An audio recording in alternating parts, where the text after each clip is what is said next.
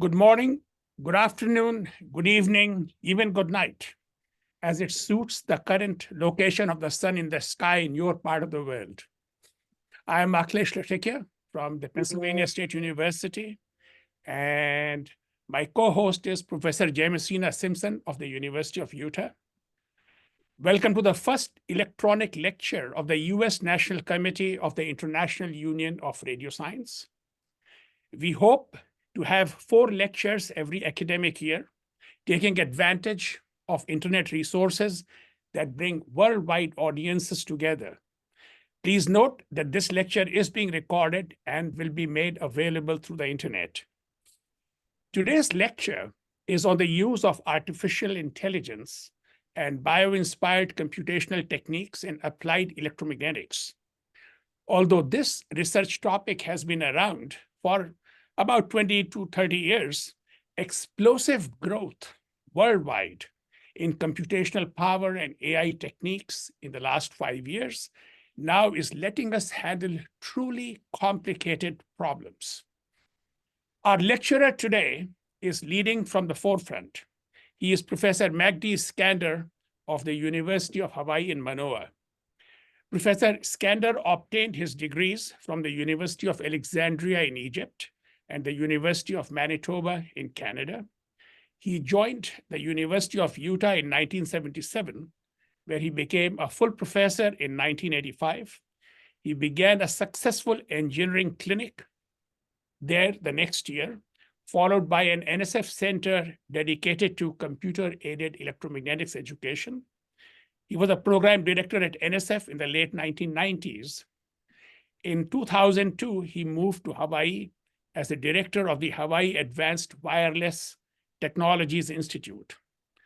I was his first PhD student, so I can tell you a lot of stories about him, but I won't now, except to show you 2 festschrifts that have been written to commemorate the legend in applied electromagnetics that Professor Iskander is. Here is the first one, and here is the second one. Both books contain detailed accounts of his research accomplishments and numerous recognitions, and he continues to stride forth purposefully in the realm of applied electromagnetics research. So please join me in welcoming Professor Iskander. The next 50 minutes belong to him, followed by a Q&A session. Magdy, all yours. Thank you very much for a very kind introduction. Hello, everyone.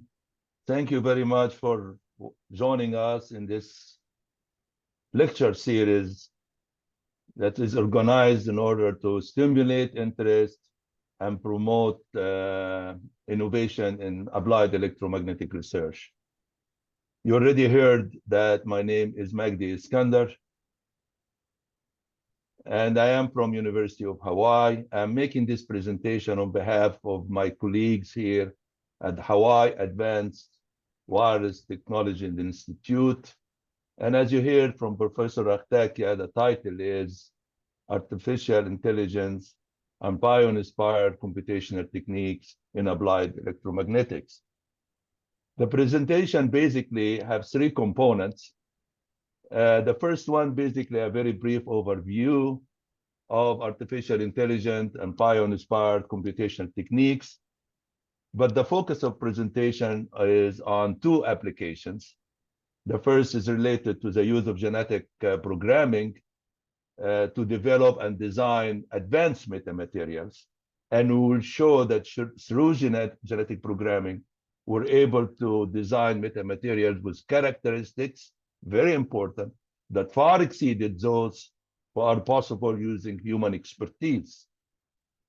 The second part, or the second application, will be on the use of AI to calibrate and enhance the application of a medical device, that is the cardiopulmonary stethoscope device.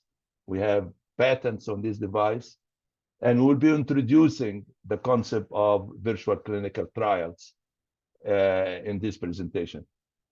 At the end, we'll briefly describe 2 additional applications, one in the propagation modeling area and the second one is a smart power grid with its a renewable energy kind of application.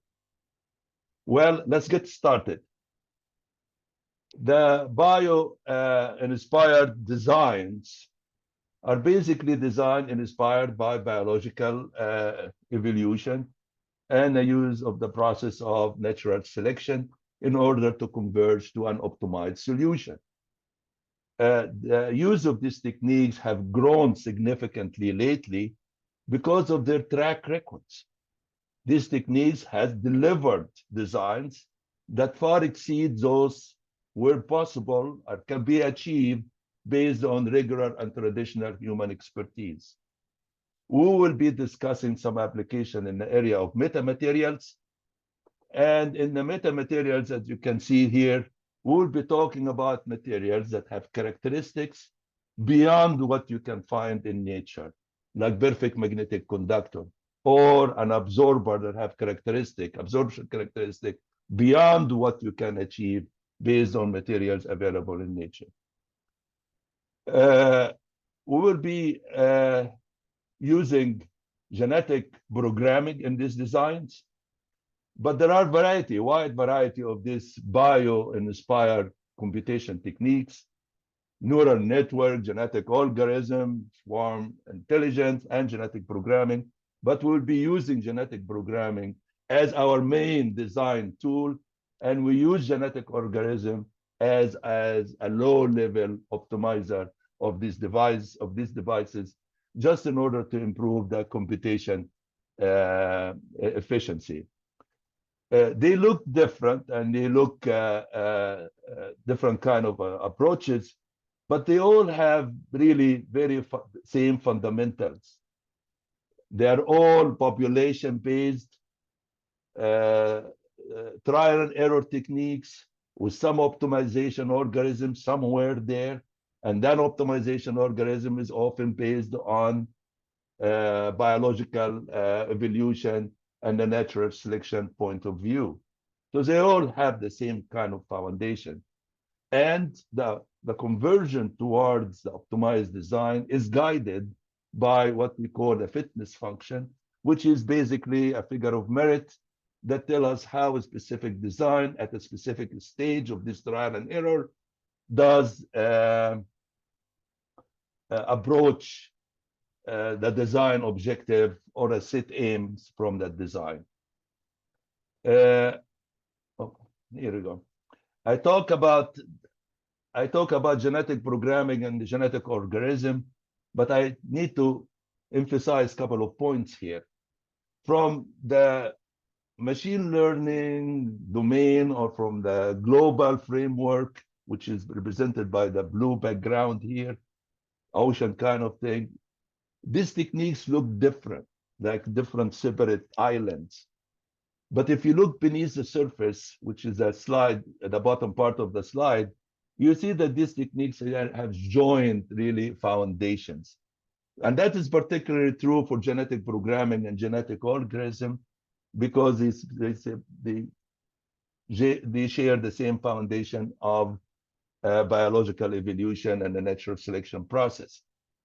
But we need to keep in mind that genetic programming, which is the right side of the slide, and the genetic algorithm are really have significant differences. So genetic algorithm, the top part of the right hand there, you can see that the number of genes between different generations of the solution are the same. And all what genetic algorithm does, it improves in the characteristics of each gene toward achieving the design objective. So what you are seeing here is that we maintain the same design in the genetic algorithm and just improve on the characteristics as a function of these different iterations. Genetic programming, on the other hand, which is the bottom part of the right hand there, new generations of these designs have different number of genes, which means genetic programming, you create new topologies, new designs. And therefore, from this point of view, genetic programming, of course, had provide more capability to achieve the design objective than genetic algorithm. And that's why when you look at the bottom part of the of the left-hand side of the slide, you see that genetic algorithm is a design, while genetic programming is a designer, because it evolved into different design geometries and topologies as a solution continues on. So how do we use this genetic programming and genetic algorithm to design metamaterial? You do have here this flow chart, which shows that we start with a collections of programs. They're all programs, collection of programs to address different design aspects of the metamaterials. And then out of this, out of generative population, I'm going to show you how we do that. We will be able to put together a design that can be modeled and simulated on high frequency structure simulation. We send that simulation, we calculate the S parameters and see if we are achieving the design goals. And before we send it back to assess it based on the fitness function, we may go through some genetic algorithm to enhance the design performance that is generated in this area version of the design. Then we send it to the fitness function and compare it. And as long as it's not satisfying the desired characteristics and the desired aims, we redesign or we formulate another design. And the way we formulate the new design using the biological evolution, namely your reproduction, take some from the older design to the new design, crossover from multiple parents, we calculate new designs, and sometimes we introduce some mutation which are arbitrariness in order to enhance the conversion process. So what we're seeing here is the genetic programming in creating a new design is basically a bunch of program addresses different aspects of the design, and each program has certain functions and center operation and certain constants. And we put all these pieces together and try to come up with design that continues to evolve as a function of multiple iteration and using the biological evolution and natural selection process. And we continue to evaluate it again as the fitness function in order to achieve the design goals. So to go in detail, more details, we start with the pattern generation. And the pattern generation, for example, that's one component of the metamaterial design, is created by these polygons of conducting material or the resistive sheets or whatever material we use in metamaterial development. And we created hundreds of these. This is what we call the populations. And the way we create this 100 by the number of vertices, the location of vertices, the distance between the vertices. So we created hundreds of these. And then we combined some of them in an initial design to create a pattern, as you can see in the bottom there, create a pattern, and that will be the patterning part of the program. Then we move into another program, part of the program, and that has to do with the substrate optimization. Here is the number of layers of the substrate, the properties of the substrates, and the thickness, and so on and so on. So that's another part of the program. Then we combine all this in a specific metamaterial design that can be evaluated by HFSS. So it's a simple process. And at the end, what we have here, that's represented better. Here is an example flow chart of a program. So you have these global parameters, which mean the frequency band and the desired characteristic and fitness function and so on. That is on the left-hand side there. But you have different parts of the program, as you can see here. One of them is for the substrate optimization. And if you look at the bottom of the substrate section, you are changing the loss tangent, you're changing the dielectric, the thickness, and that kind of stuff.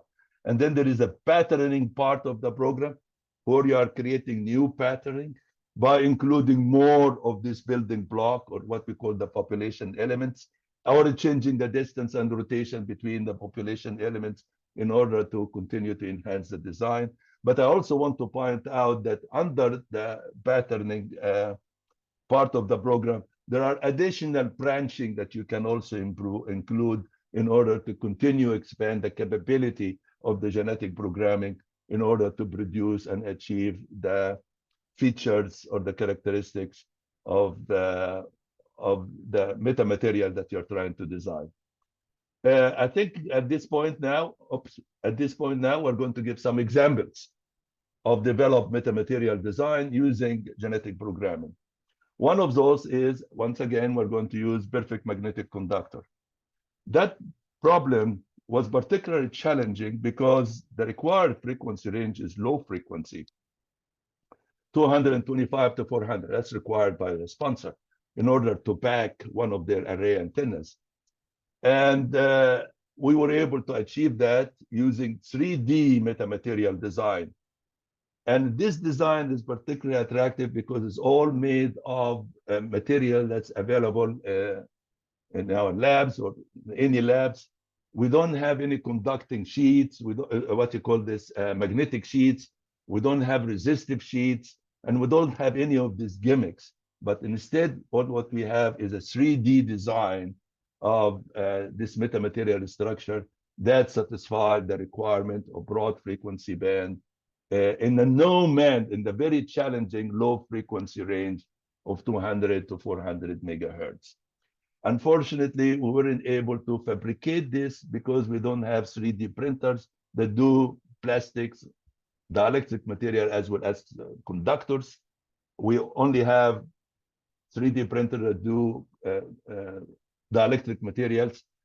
So if anybody who is listening has one of those fancy 3D printers that do metal and dielectric at the same time, and if they are willing to cooperate, by all means, we'd love to send them HFSS files, and we can fabricate this and experimentally verify it. What we can actually fabricate and experimentally verify is metasurfaces, a two-dimensional design. And in order to emphasize the significant advantage of using genetic programming, here we have some design that published in literature, and we're trying to get the same characteristics, and we'll try to get it designed using genetic programming. So in this example, the figure here on the right-hand side is the one in the literature. Traditional metamaterial design, rings on dipoles, resonances, and so on. That's very good. And then you have multiple resonance there, so it provides broadband characteristics.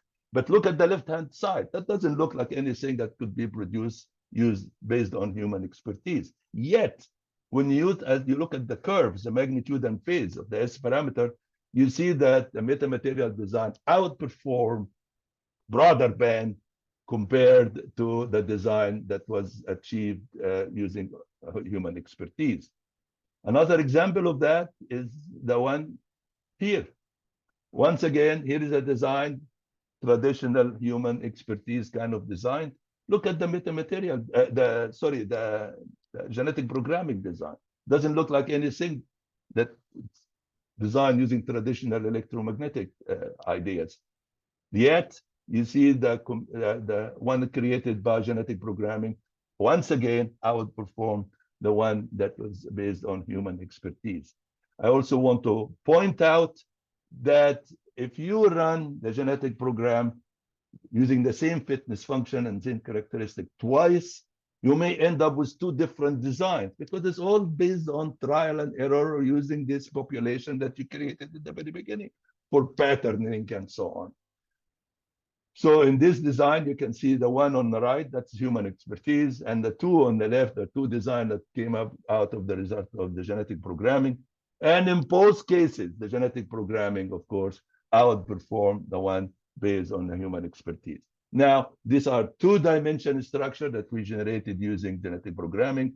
Therefore, we can actually evaluate this result experimentally. And you can see the result, experimental result, we're in reasonable agreement, good agreement with the simulation values. But I also want to take this opportunity to share with you the fact that we're lucky. We actually built here an indoor antenna range, and we have a network analysis lab with seven network analyzers. And we also have wireless test bed. So if you are interested in pursuing your graduate degree or postdoctoral fellowship or even sabbatical, we have the experimental facilities, we have the simulation capabilities that can make your stay here at University of Utah or your graduate program. Sorry, University of Hawaii. The University of Utah is my previous university. They are still friends there. You can make your stay at University of Hawaii very productive and attractive as well. We also compared design of absorbing material. All this earlier example was were perfect magnetic conductors. So now we're talking about absorbing metamaterial. And here we're comparing the left-hand side is the genetic programming one. And the one on the right-hand side is another computer-based design, is using pixelation approach, different pixel in different locations and so on, in order to achieve optimized design. The one on the left, the genetic programming, doesn't look like anything that can come up out of regular human expertise. It's a very strange looking shape there. And I'm emphasizing this point because later on I'm going to discuss it. But as you can see from the results on the right-hand side, that the genetic programming design outperformed the other computer method design, the pixelation method, at all level of biasing of the graphene. That was all graphene-based designs for 4 volt per nanometer and 2 and 0.5 in all cases. Genetic programming design outperformed the pixelization computer-generated model. So while talking about graphene and so on, I also want to share with you that recently we had a research project in which it was needed that we design absorbing material. So we're going to talk about graphene absorbing material, but in the compact radar frequency range, which is 1 to 11 gigahertz, is a low frequency. Therefore, talking about laser-induced graphene and the abilities to make this large size board in order to validate experimentally is extremely difficult. We also considered, so the laser-induced graphene was difficult to even think about, although we considered it. We thought about carbon fibers, and we ran into this isotropy and non-isotropy issues. And if you put it multi-layers, you don't know what is the properties of these layers and so on. So we run into some design issues of how to deal with this broadband absorbing material in the low frequency, in the compact frequency range, radar frequency range. But we ran into these conductive films, rolls that available at the company. You have the website for the company at the bottom of the slide, coupling. And they were even reluctant to send us their material because they didn't know that would be of any value to us. But anyway, we insisted. We got the material, we got the properties. It's about 200 ohm per square. And we designed some metamaterial using these properties, and it was successful and sufficiently broadband in the compact radar band. But how are you going to fabricate this? And here comes the big break for the project, namely the use of vinyl cutter. Very simple, my God, very simple fabrication process. And you can see at the bottom of this where the sheets are coming out. I'm trying to point it out here. Where the sheets are coming out of the roller there.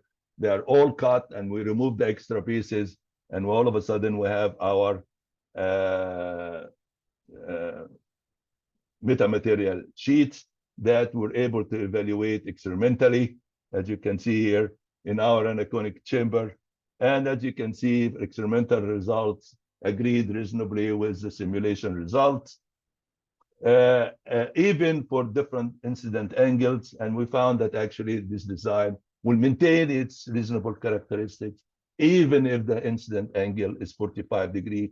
Actually, even if the 60 incident angle is 60 degrees from normal, but with some deterioration in the performance. So it's a very nice broadband design that we're able to deliver to the sponsor.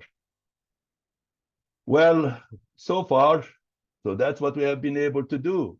3D metamaterials. We have here lenses, multi-layer metamaterial lenses that we develop for antennas. And here we have meta surfaces, and we have absorbers, we have 3Ds. So it has, genetic programming has been very good thing to use and achieve many of the design objectives that our sponsors were asking of us. The problem is when people look at these designs and they look at the advanced characteristics, yes, you can experimentally verify, but can you really explain if this thing really follow the electromagnetic concepts? How all this strange looking geometry or topologies of metamaterial actually, why it works the way it works, and does it really comply with the fundamentals of electromagnetics? And to help us answer this question, we pursued two approaches. One of them is the equivalent circuit approach, as you can see on the left-hand side of the slide, whereby we calculated the inductances and capacitances and fringing capacitances and all kind of little things, detailed topologies and detailed structure involved in the metamaterial designs. And out of this, we developed equivalent circuits, and we ended up having, considerable number of resonant frequencies that are overlapping, and that's why you end up with a broadband design. We further confirmed this approach by doing Bruni methods on the right hand of the slide here. And in the Bruni method, as some of you know, we have a 10 lambda by 10 lambda board, 10 by 10 lambda board, and we irradiated with RF pulse, broadband time domain pulse, RF pulse. And after you look at the scattering, and after removing all the scatter feed and so on, and you only look at the late time signal, the small signal, the late time signal. This is related to the natural frequencies of the structure. And if you go back to the frequency domain, from time domain to frequency domain, you will be able to identify the natural frequencies of this irradiated geometry or device or board. And surprise, surprise, of course, we found that the natural frequency agrees with the frequencies that were created from the equivalent circuit model. It's a very nice piece of work. I particularly like this. Of course, it is published somewhere. If you want copies, we'll be happy to send you to. So now we have to summarize that we use genetic programming for metamaterial designs. Yes, these designs achieved characteristics that far exceeded those who are possible using human expertise. Yes, we verified this experimentally because we have nice labs. And of course, we were able even to explain that this design do follow the fundamentals of electromagnetics. What we're doing now is trying to go to active metamaterial design. So it's active, reconfigurable metamaterial design. And we have, of course, some of our graduate students working on that. So now that will help us move to the other topic. Another topic has to do with the use of artificial intelligence in order to calibrate and extend the capability of one of our medical devices. Just a brief word on the background of artificial intelligence. Of course, they're affecting all aspects of life. We know that. And they're involved in a wide variety of applications. And here we're going to talk an application in the healthcare area. But also, I want to mention that it is of interest to us, application in education. That's one of my very close to heart topic. So if those of you who are listening, if you are interested in artificial intelligence in education, the use of ChatGPT in education, in guiding simulation, in guiding virtual lab experiments, and so on, please consider submitting your papers to Computer Application in Engineering Education by Wiley. That is a journal that I started in 1992, and I have been its editor-in-chief since then for a total of 32 years. So if you are interested in AI, ChatGPT, in engineering education, very important, we're very focused. Please consider sending your papers to the Computer Application Engineering Education Journal. Now, we go and talk about artificial intelligence. And as many of you probably know, there are some supervised way, that regressions and classification, and unsupervised like clustering. And there are others that we call reinforcement learning. And this is really about exploration, about state, and then actions and reward. So they are different. What we're going to do here is to use clustering and classification in calibrating our medical device. And then we're going to use the reinforcement learning approach in the smart grid kind of renewable energy project that I'm going to talk about in the end of this discussion. So there was a reason why I'm showing you this, because we are using two of them for the medical device, another one for the renewable energy project that I'm going to talk about later. So what kind of device, medical device, you're trying to calibrate and extend its capability?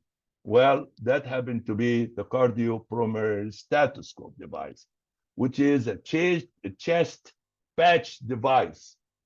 So chest patch device, we measure the S parameters, and out of the S parameters, we will be able to calculate vital signs as well as changes in lung water content. We've been working on this for a while. We have several patents on this device. And the device, when you measure the S parameter, the results are sent by Bluetooth to a tablet. And what you see in the tablet is a signal like the one you can see here on the right. And basically, the low frequency oscillation there is the breathing. The high frequency niches here is the heartbeat. And the change in the baseline is the change in lung water content. Well, we've been, as I said, working on this device for a while. But let me mention one more thing. Changes in lung water content is a cornerstone to managing many important diseases, heart failure, kidney failure.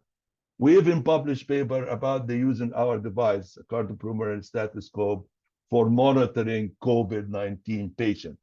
Now, we published that about a year ago or something. So measurement of lung water, and our device measure vital signs and lung water content from a single microwave measurement. Another picture of the device you see here is a small device. The sensors are patented because you have two microwave sensors there, one for transmission, one for receiving, and they are characterized by strong coupling to the human body with minimum external leakage, because if there is any leakage between them, it of course will dominate the signal. And the device is safe, as you can see, is safer than any of the cell phone. We calibrate against the cell phone, and the SAR, the specific absorption rate, is lower the safety limit that was set by FCC. So it's a safe device, it's a small device, it's a low cost that can be used for continuous monitoring. And I even have a video clip for you here. What do I need to do here? Oh, where is the video?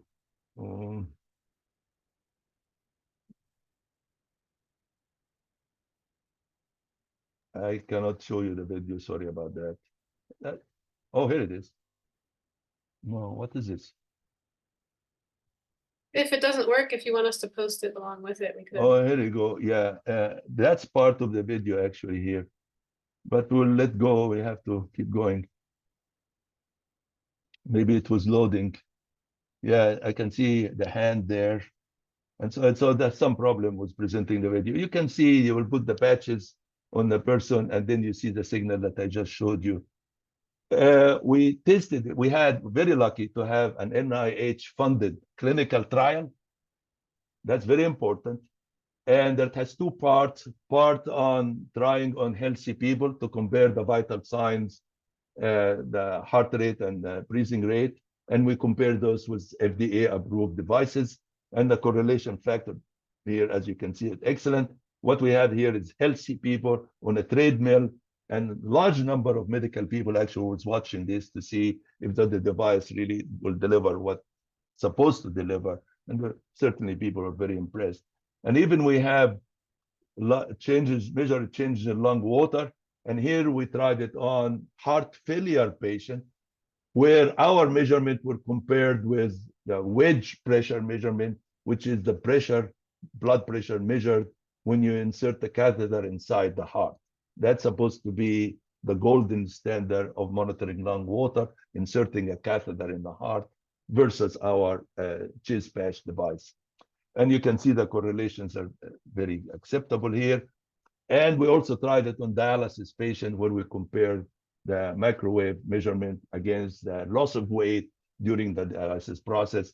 And as you can see, very impressive correlation factors in the 0.9 or 90% agreement. So far, we have very good result from the clinical trial. NIH, I keep saying NIH because it's very important, very hard to come by, approved clinical trials. And although medical community tell us having or measuring the change in lung water is really all what they need because they can use it in order to monitor reaction to medication or recovery from surgery and so on. So that's really all what they need. People still insist it will be really nice if we can use this non-invasive simple device in order to provide some quantitative assessment of the water in the lung. Namely, can you tell us if it is a normal lung or lung with edema or something in between? So that will require another huge clinical trial and comparing with very aggressive and invasive techniques. But here comes AI to the rescue. Our team identified, Dr. Yun and his team identified, why don't we use the large database available in NIH website? So we have huge CAT scans and X-rays, images available in NIH website. So we can digitize those, put our sensor on them, change the lung water content. So as you can see, the chart here is very descriptive. You start with the CAT scans on the bottom there, and you digitize it, and you do HFS simulation, and you change the lung water, and you build the database. And then on the right-hand side there, you combine this database with the data like age and sex and size and so on of the patient, together with the artificial intelligence algorithm, and we'll be able to come up with an assessment of lung water content. Big breakthrough for our project. And here is an image of what we get from NIH-based database. And the one is a sample of details of how we extract the different, it's all using MATLAB kind of codes before we transfer it to HFS simulation. So if you look at the simulation procedure here, we have this CAT scans and X-rays. We digitize it, MATLAB code. We put the device in the right place where we usually use it for measurement. So there is some selection over what specific cross-section we use. And we use the frequency, the right frequency, and we keep changing the lung water content, the different values, and build the database that we can use for AI evaluation. Before I show you results of this effort, I want to let you know that Dr. Zhao is again on our team. He's an AI expert here. He wasn't sure which one of the AI methods he should be used. He wants, of course, accuracy, but he also wants simplicity of interpretation. So we tried many of them. The support vector machine, the decision trees, the neural network, random forest, he tried all of them. And what you are looking at here is the vertical axis is the phase, and the horizontal axis is the magnitude of the S21 of the S parameter. And what we're looking at, accuracy in classification, but also simplicity of interpretation of the results by medical community. And the winner here turned out to be the decision tree for its simplicity. So that's one thing that came out of this study. We used a database of about 200 patients, half of them male and half of them female, 125 and 125. And the other thing that we're trying to examine is we need really, instead of having all this population as one group, we can actually try to classify them as subgroups. And in this way, we can develop a decision tree classification for each group and to be more accurate and easier to interpret. But how can we cluster these groups? In what basis? So we know the magnitude and phase will be used for classification. So we need now clustering in time, or grouping or subgrouping type of criteria. And here we found the age is important. The thickness of the fat layer is important because it interferes with this parameter significantly, is important. Of course, the sex is important. And we spend a lot of time actually thinking about the importance of the size between, skinny, petite, normal, obese, and the effect of this. And based on the AI evaluation and permutation importance study, it turned out to be the size is not important. How come? Because our device is a chest patch. It's different if we're using from one side to another or from front to back. Here is the chest patch, and turned out based on that, the size is not of significant importance. That conclusion came out of the result of the permutation importance study part of the calculations. So based on that, of course, we decided to break this cluster according to age and the thickness of the, of course, male and female, and the age and the size of the thickness of the fat layer. And we use the magnitude and phase, of course, for classification. And of course, that turned out to be the diameter of the side of the person is not of an important issue. And based on all that, we'll be able to come up with these results. For female, for example, that's just one example of the result. For less than 50 age old, and the bottom one for over 50, and the one on the left for thickness of the fat layer is small, and the thickness of the fat layer thickness. And what you are looking at is the vertical is phase, and the horizontal is magnitude. And then the one on the left-hand side, which is easy to interpret at this stage, if the phase is within that range, regardless of the magnitude, that's normal. And then if the phase changes in this range, it becomes a moderate edema, and in the bottom part, it becomes a severe edema if the phase goes in that direction. The one on the right-hand side is a little bit more complicated because of the effect of the thickness of the fat, as I'm saying, that turned out to be an important parameter. And you really have to have a considerable reduction in the magnitude, which is on the right hand of the figure there, before you start having normal or assessment of normal lung water rather than lung water with edema. You do the same thing for the male. So in general, again, the male was easier to interpret the results here, and the effect of the fact thickness of the fat layer wasn't as much importance, based, of course, on 250 patients that we will be able to digitize and simulate in this study. So what I'm trying to show you here actually is very simple. You can see that it expanded the capability of our design using this virtual clinical trial that is cheap, that is safe, that is not time consuming, and based on huge database available in NIH. What is equally important that all these AI approaches that I showed you before, that we compared, they're all available out there. So what is holding us up from integrating these AI techniques in calibrating our devices, for enhancing the capability of our devices, for actually extended the capabilities of our devices, and that is, or our technology or our designs, and that is the message I'm trying to share with you here. At this point, I'm going to add application in a couple of more areas. And the first one is potential application of AI in propagation modeling.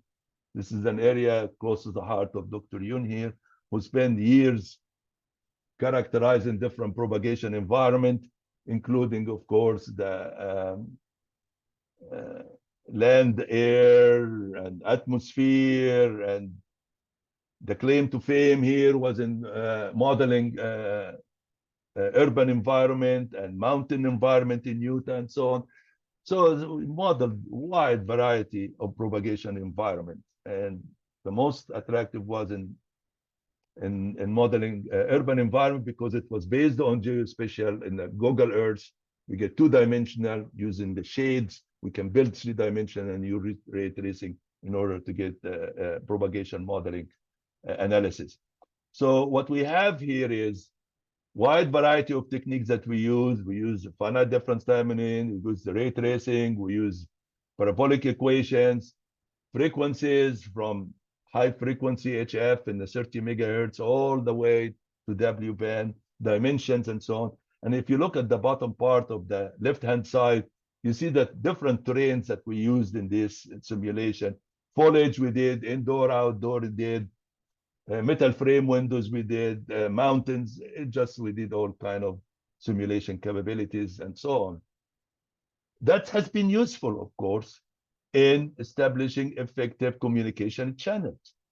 But as the time has come to use this data to build the database, or these capabilities to build a database that can use for foresighted decisions. How can we adjust the communication parameters to maintain effective communication channels when you have a severe weather conditions or disaster mitigation situation? And that's what we are doing now, trying to integrate AI using this database. Again, we have the capability developed over the years. And now we're going to add to it AI to use this database in order to have a foresighted decision. Specifically, while working with the Navy, in order to identify ducting channel, the most effective ducting channel under severe changes in the propagation environment, like weather conditions and so on. What ducting channel, what frequency you use, what height you use that you can adjust the height of your antenna for, and so on. So that's what we're doing now. And the other application that I would like to share with you is in the renewable energy area. Once again, we're trying to, in the renewable energy area, we're trying to develop a way to optimal control of distributed energy sources. It's not the power company anymore. Everybody has solar cell on top of this house, or many people have solar cell on top of it. And how you control all this and have to have an optimized performance of the power grid. For this, actually, we're going to use the reinforcement learning. And the reason we're doing this, because this particular application, we don't have known model. We don't know what the model we should build in a typical artificial intelligence algorithm. Therefore, we use the reinforcement learning, which learn the preferred protocols or the optimum policies by interacting with the environment. So you have, as you can see in the bottom here, the agent here, the reinforcement learning agent, is watching actually the interaction with the environment, which include, of course, the solar output, the consumer demand, and the battery level. In our example here, we're talking about the battery level kind of application, how to control the battery level, release or charge, and so on. So we have the state, which has to be the solar output, as the consumer demand, and so on. And then you control the action in the bottom, you control the battery level, and there is a reward. So there is this exploration process that will help us develop this optimized protocol for adopting the optimum policies. So what specifically we did, we established an OI2 lab, and we connected also the lab to some smart homes to collect data and use this data on a predictive model, optimum control model, because there is a slow model, but there's an optimum control. And we had our reinforcement learning or a specific, in particular, imitation learning technique, observe these protocols or policies there, and try to adopt it in based on the collected database. And based on this, we have, you can see there, the data, the day, time of the day, the temperature, the weather condition, the wireless output, and so on. and try to include all of that in the predictive model and learn from the predictive model.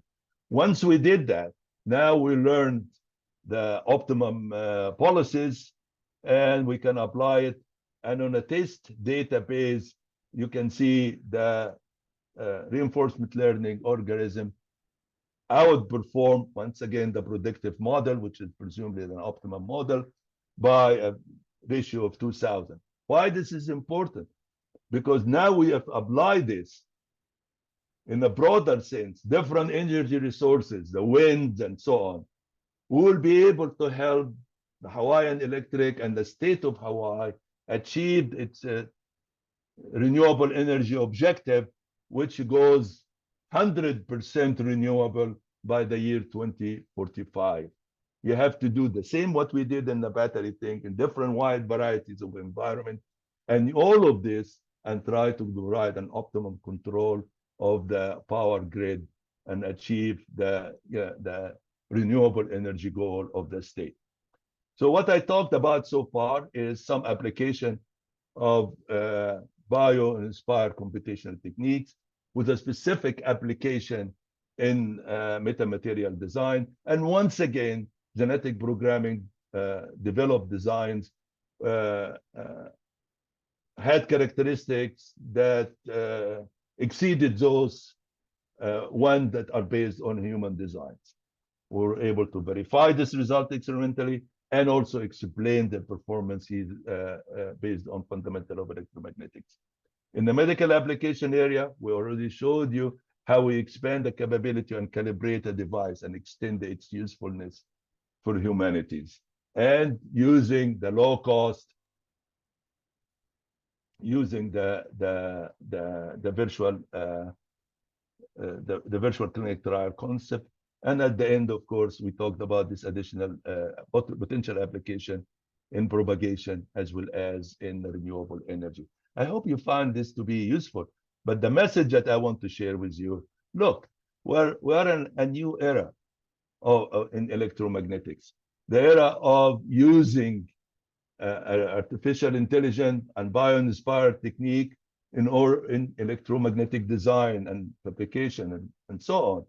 And as we watched here, it provides us with aspiration for innovation as well as expanded applications. So my message to you, what are you waiting for? Join in, you are welcome.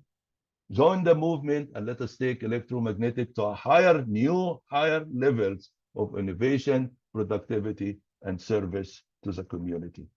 Thank you very much. I am done.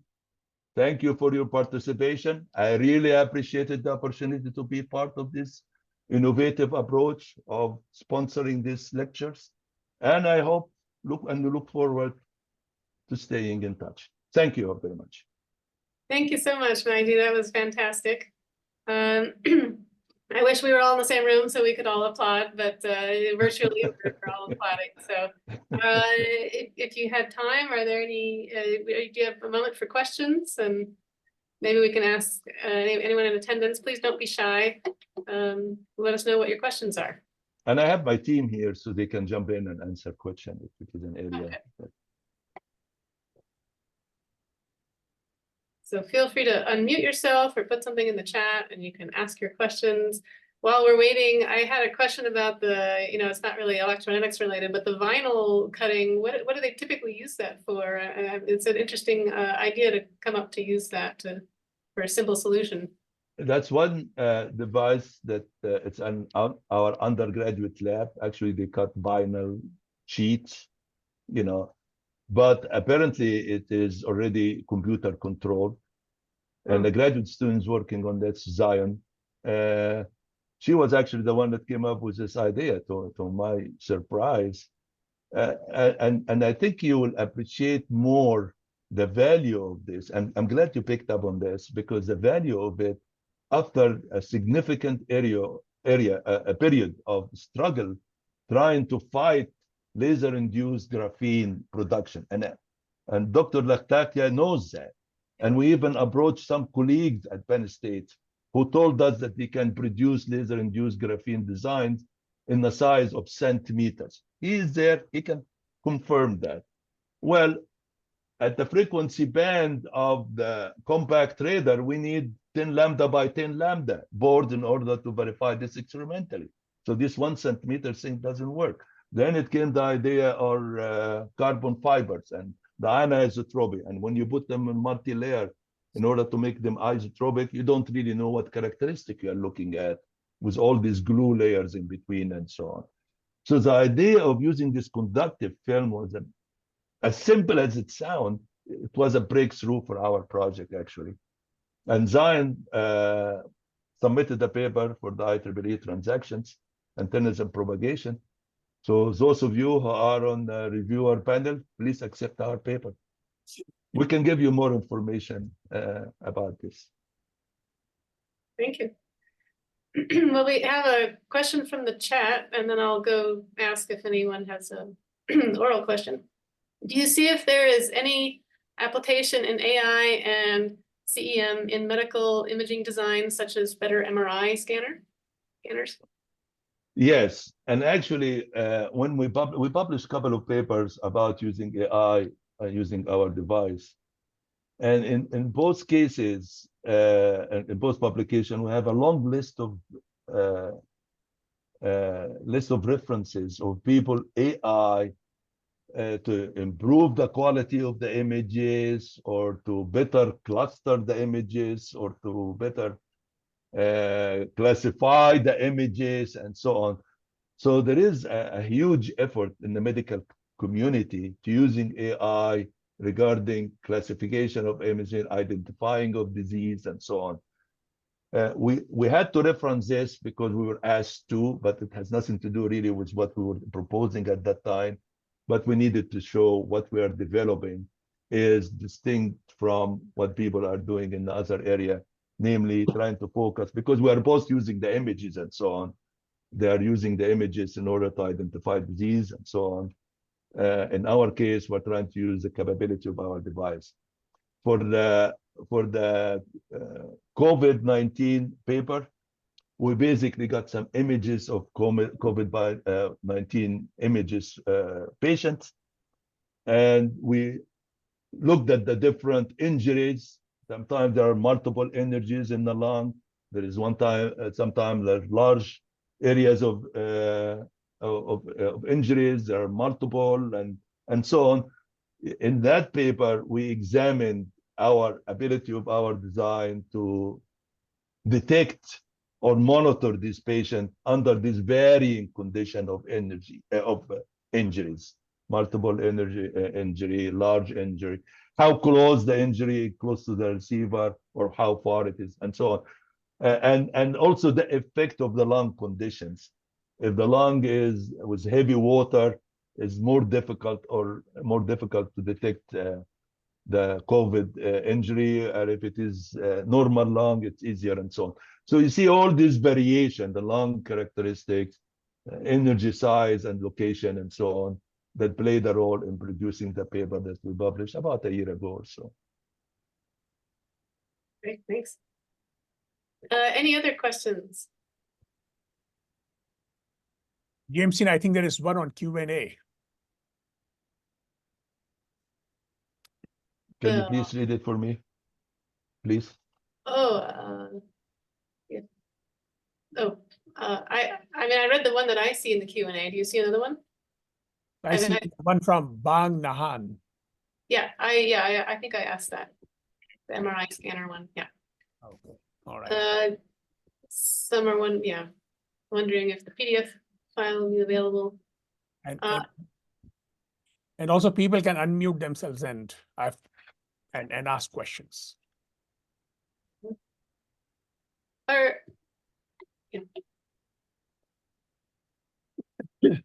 Magdy, I'm going to ask you a question. This is really meant for graduate students and postdocs. I'm asking on behalf of them.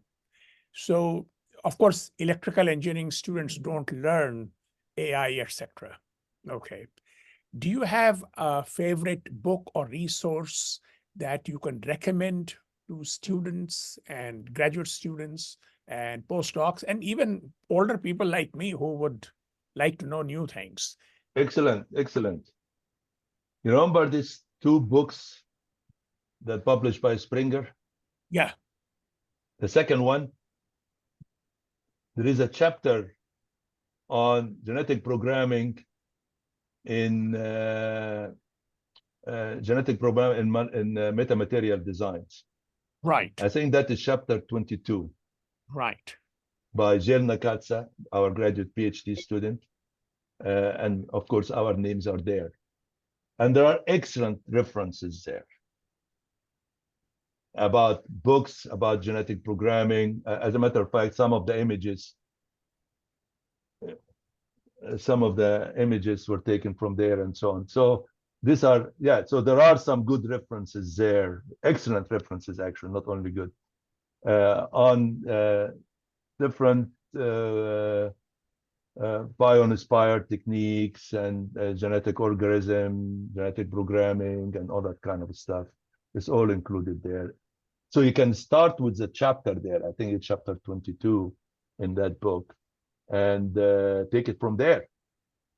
And then, of course, you go Google, and you will be overwhelmed by how many people working in this area. Well, that's the reason why I wanted you to recommend something. So what I am going to promise is if somebody writes to me, I will send them a PDF of that chapter. Okay. Oh, wow. Yeah. Okay.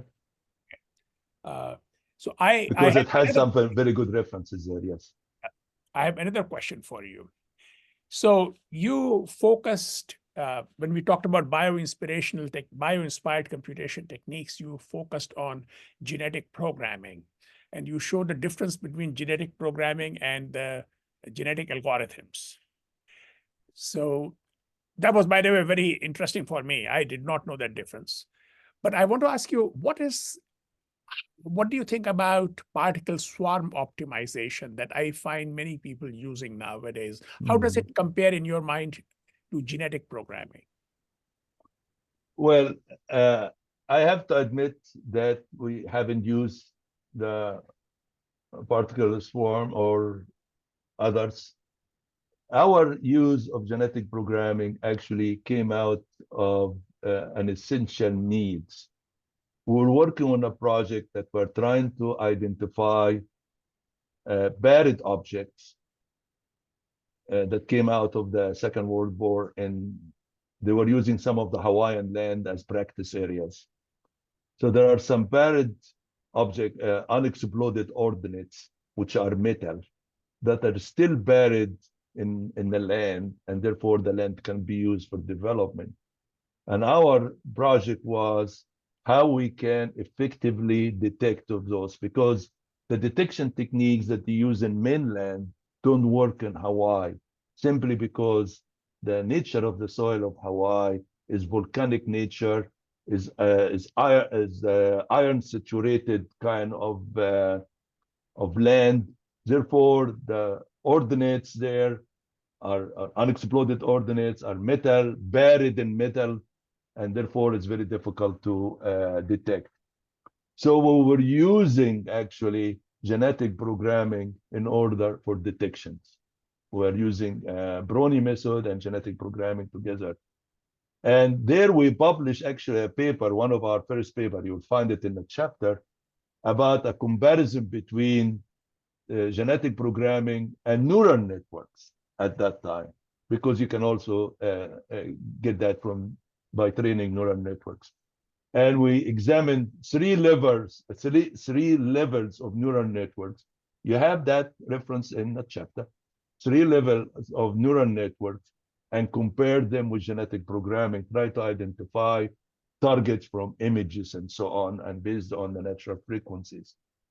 So that comparison we made, and genetic programming for the cases that we studied outperforms neural network in this case.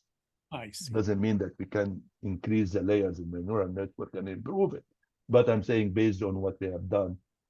So there are comparisons that you can make these techniques. In this case, for classifications. So besides the fact it improves accuracy and improved in classifications and so on, there might be some differences between these different techniques in a specific areas of applications. Some of them fit some application better than others. For example, when we said the reinforcement learning, we decided to go with the reinforcement learning for the renewable energy application, because there was no known model. There is nothing to model in a neural network. I'm just trying to emphasize that some of them are better fit for a specific application than others. Of course, I'm not an expert on that, but that is one additional consideration that you need to take into account. That's obviously an excellent question that requires more in-depth. Somebody who wrote a book in that area can answer it much better than me. Thank you. Thank you. Do we have other questions from the audience?